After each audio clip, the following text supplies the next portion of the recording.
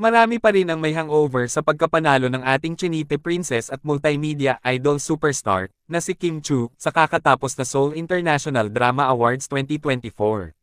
Na isa nga sa mga dream come true blessing para kay Kimi. Narito at panoorin ang iilang behind the scene moments ng nasabing event.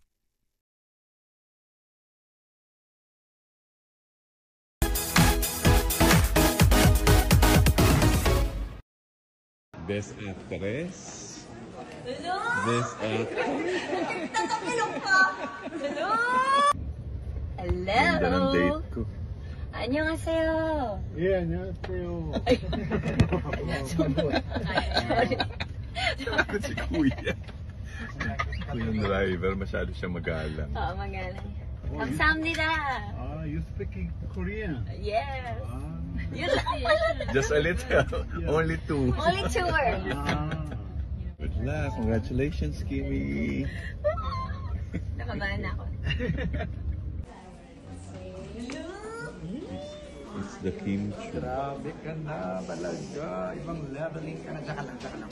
Sino siya? Ay, sorry. Dapat pala formal. Siya umiiyak.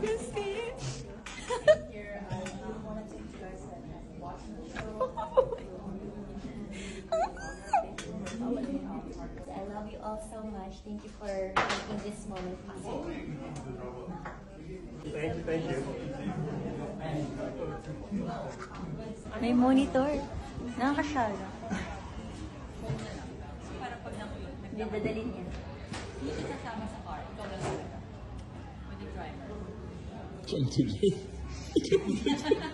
Yung kakaiba yun. Driver ako. Nakagawa na ako din eh. Kung drive ba? Enjoy it. Enjoy. of the international invitation category. Actually, Kim Chiu. 와, 야, 오늘도 역시 필리핀 뷰티를 선보이는 아름다운 착장으로 함께 자리를 해주셨는데요. 또 과언이 아닙니다.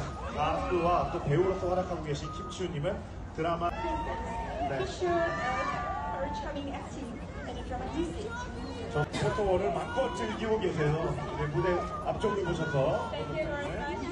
Please come. Alright, and then center, please. Thank you. My supporters, I just want to say thank you so much for making this event possible. I am truly grateful and honored for this award that I'll be receiving tonight. And that's it. Thank you so much. Kamsahamnida. Maraming salamat po. Mabuhay Pilipinas. At hindi nga nagtatapos dito ang mga blessings, hindi lamang para kay Kimi, kundi para na rin kay Paolo Avellino. Dahil muli ngang nanalo ng international awards ang back-to-back projects ng Kim Pao, na Linlang at What's Wrong with Secretary Kim the Philippine Adaptation, sa Asian Academy Creative Awards, na gaganapin sa December sa Singapore. Kayo, anong masasabi nyo tungkol dito? Just comment down below.